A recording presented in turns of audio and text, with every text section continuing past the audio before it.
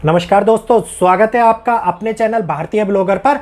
आज मैं बताने जा रहा हूं, जो मेरे से लोगों ने पूछा कि सर ये बताइए कि कलयुग का क्या समय चल रहा है, कलयुग का समय कितना शेष बचा हुआ है। तो ये टॉपिक बहुत बड़ा था, बहुत विशाल टॉपिक था, लेकिन इसके कुछ बातें मैं आप लोगों को कोशिश करूंगा कि क्लियरिटी मिल जाए इस वीडियो से आपको। तो प्लीज़ इस वीडियो स्टार्ट करने से पहले चैनल को सब्सक्राइब कर लेना और जय श्री कृष्ण, जय श्री कृष्ण, जय श्री कृष्ण, हरे हरे। जो भी लोग मेरे चैनल को ज्वाइन करना चाहते हैं प्लीज़ ज्वाइन कीजिए, ताकि उन लोगों को भी आगे मेरे साथ में बात करने का मौका मिल सके और मैं उन लोगों के सभी प्रश्नों का उत्तर दे सकूं। और जो हम लोगों की वार्तालाप बीच में होगी उसके द्वारा प्रकाशित वीडियो से और लोगों को भी ये बात पता चल सके कि आप लोगों में कितना ज्ञान है, क्योंकि मेरे पास लिमिटेड सोर्स होते हैं जिनको मैं पढ़ता हूं, जिनको मैं बताता हूं। हो सकता है मेरे से ज़्यादा सोर्स आप लोगों के पास में हो, तो प्लीज़ चैनल को ज्वाइन कीजिए, मैं रिक्वेस्ट कर रहा हूं आप लोगों से। और ज्वाइन करने के बाद में हम लोग आपस में बात करेंगे, किसी पर्टिकुलर विषय के ऊपर बात करेंगे और उस वीडियो को आगे मैं सभी लोगों को दिखाऊंगा ताकि लोगों भी उसके बारे में जान सकें। तो शुरू करते हैं अपनी वीडियो को कि कलयुग का क्या समय चल रहा है और कलयुग कितना बचा है, कलयुग का अंत कब होगा।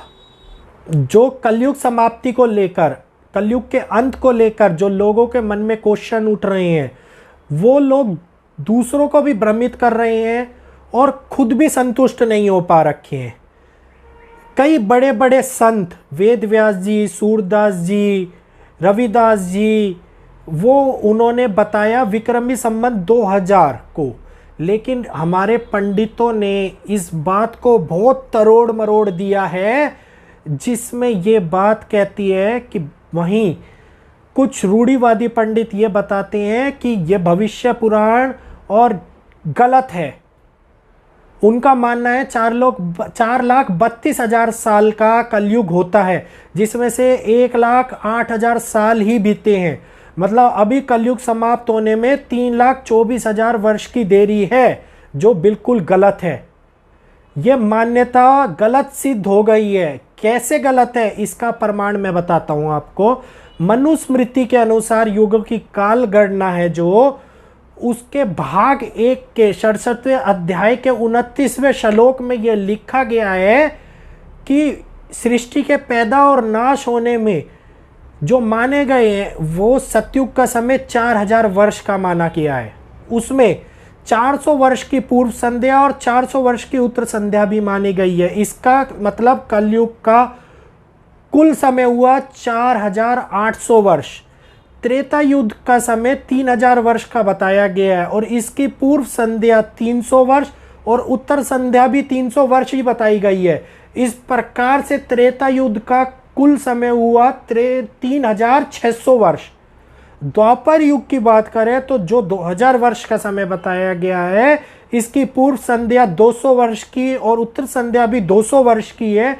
इस प्रकार द्वापर युग का कुल समय हुआ 2,400 वर्ष। अंतिम युग जो कलयुग है, इसका 1,000 वर्ष बताया गया है और इसकी पूर्व संध्या 100 वर्ष और उत्तर संध्या का वर्ष भी 100 वर्ष ही बताया गया है। इस प्रकार कलयुग का कुल समय हुआ 1,200 वर्ष मात्र। अब यहाँ समझने की सबसे बड़ी बात, सबसे अहम बात यह है कि कलयुग का समय 1,200 वर्ष बताया गया है, तो क्यों लोगों ने कलयुग का समय 4,32,000 साल बताया। इस बात के ऊपर जब शोधन हुआ तो उनका उत्तर मिला श्रीमद् भागवत पुराण के खंड 12 के 34वें श्लोक में। इसका अर्थ है कि उन्होंने बताया 4,000 दिव्य वर्षों के अंत में कलयुग बीता, फिर सतयुग आएगा जो मनुष्य के मन और आत्मा में प्रकाश करेगा। इस पर्टिकुलर श्लोक में यह शब्द आया है।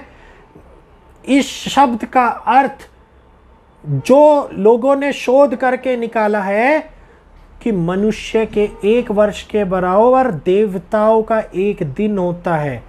यही सोचकर उन्होंने 1200 वर्षों के कलयुग को उनको 360 से गुणा कर दिया और 1200 को जब 360 से मल्टीप्लाई किया तो कलयुग का समय 4,32,000 साल आ गया, जो एकदम गलत है, क्योंकि किसी भी तरीके से दिव्य शब्द का अर्थ देवता नहीं होता।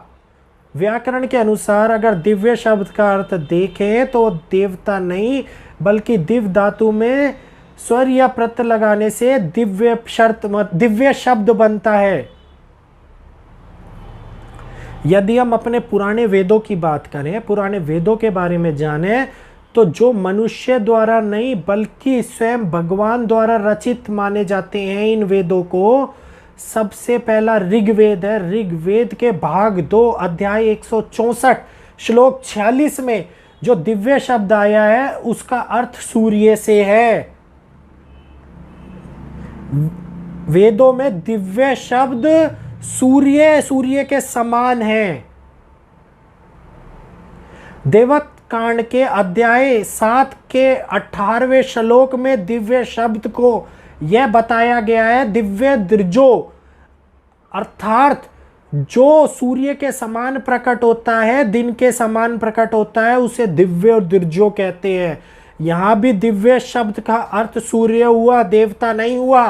तो जो लोगों ने इस दिव्य को देवता बनाकर कलयुग को गुणा करके 4,32,000 साल का बताया गया है, वो गलत है। भागवत पुराण के अंदर जो बात लिखी गई है वो बिल्कुल सही है, लेकिन जो लोगों ने उसको समझा है वो गलत है। धर्मशास्त्रों में त्रुटियां होना तय है, क्योंकि हर लोग अपने ज्ञान के अनुसार शोधन करते हैं। मैंने भी जब इस बारे में पढ़ा तो मुझे भी बहुत टाइम लगा इसके बारे में समझने में। इस बात के ऊपर बहुत लोग बहस करते हैं, मैं भी इसके ऊपर बहस करने के लिए तैयार हूं। मैंने एक एक खंड, एक एक श्लोक आपको जो बताया है, आप जब सर्च करेंगे, खोलेंगे, पढ़ेंगे इस किताब को, उस पुराण को, आपको पता लग जाएगा कि ये तथ्य गलत नहीं है जो मैंने आपको बताए हैं। ये सारे तथ्य सही हैं। ये कलयुग का अंत है। और जैसा मैंने बताया था, कलयुग कोई दरवाजे की तरह नहीं है कि दरवाजा खोला, बाहर हुए, सतयुग में चले गए। इनमें कई पड़ाव पार करने पड़ते हैं और वही पड़ाव अब हमारे आगे आ रहे हैं। हम लोग भी सत्य की ओर जब बढ़ेंगे धीरे धीरे, तो बहुत सारे लोग होंगे जो सतयुग में जाएंगे। ये बहुत ही उचित समय है भगवान को याद करने का, भगवान के पथ पे चलने का। जब कृष्ण जी की मृत्यु के बाद में कलयुग, द्वापर युग का अंत हो गया था, कलयुग की स्टार्टिंग हो गई थी, तब भी आपने देखा कि एक राजा के द्वारा कलयुग का आरंभ हुआ था। मतलब उसमें भी पड़ाव आए थे। इसी तरीके से अंत के बाद में दोबारा से सतयुग की स्टार्टिंग होने में भी पड़ाव आएंगे, और यही पड़ाव है जो एक युग को दूसरे युग की ओर ले जाते हैं और युग परिवर्तन का कारण बनाते हैं। यही पड़ाव है जो मनुष्य को यह बताते हैं कि अब आपका सत्य की ओर बढ़ने का समय आ गया है, अब आपका परमात्मा में अपने आप को लीन करने का समय आ गया है, परमात्मा को याद करने का समय आ गया है, वो नास्तिक लोगों को आस्था की ओर ले जाने का समय आ गया है। अतः कलयुग का समय जब हमारी विक्रमी संवत 2000 शुरू हुई थी तभी खत्म हो गया था। ये इस टाइम कलयुग की उत्तर संध्या चल रही है जो 100 वर्ष की बताई गई है। इनमें से 77 साल बीत चुके हैं। हिंदू पंचांग के अनुसार ये संवत 2077 चल रहा है, 2078 चल रहा है, सॉरी। तो ये लगभग 2043 से 2050 तक का समय भारतवर्ष के लिए बहुत ही महत्वपूर्ण होने वाला है। तो ये सारी घटनाएं जो घट रही हैं, बहुत लोगों के मन में ये प्रश्न उतरेगा कि क्यों लोग इतने मर रहे हैं, क्यों घट रहे हैं। लेकिन जो उत्तर संध्या और पूर्व संध्या के जो 100 वर्ष बचे हुए हैं, जो 23 वर्ष अभी उत्तर संध्या के बचे हैं, तो ये वही काल चल रहा है। तो इसमें दुष्टों का अंत होना तय हो चुका है। ये बात मैंने आप लोगों को बता दी है कि कलयुग का कितना समय था, क्या था। पर्टिकुलर श्लोकों के अनुसार, भागवत गीता के अनुसार, अपने पुराणों के अनुसार सारी बातें प्रत्यक्ष रूप से आप लोगों के आगे प्रमाणित करी हैं। तो मुझे नहीं लगता यहाँ पे लोगों को समझने में कहीं पे भी कोई गलती होगी, कोई त्रुटि होगी मुझसे कि लोग समझ ना पाए। लेकिन इसके बारे में भी अगर आप लोगों को कोई भी बात करनी है तो मुझे 1 to 1 मेरे जो मेंबर्स हैं वो क्वेश्चन करेंगे, मैं उनका आंसर दूंगा। कोशिश करूंगा कि जो कमेंट्स आप लोग करते हो उनके भी सारे आंसर दे पाऊं। तो प्लीज दोस्तों, ये वीडियो कैसा लगा कमेंट करके जरूर बताइएगा। जाने से पहले चैनल को सब्सक्राइब, वीडियो को लाइक और बेल आइकन को ऑल पे कर लेना, ताकि आपको ऐसे ही वीडियोस आपके सामने लेके आता रहूं और आपको भी ज्ञान मिल पाए। इस वीडियो को ज्यादा से ज्यादा अपने लोगों को शेयर करना। मैं चाहता हूं सभी अज्ञान लोगों को यह बात पता चल पाए कि कलयुग बचा नहीं है, कलयुग खत्म हो गया है, कलयुग खत्म हो रहा है। कलयुग बच्चा नहीं है, कलयुग बचा ही नहीं है। दोनों वर्ड में बहुत फर्क है। कलयुग बच्चा नहीं है, कलयुग बचा ही नहीं है। तो दोस्तों, मिलते हैं अपनी अगली वीडियो में आपके अपने चैनल भारतीय ब्लॉगर पर।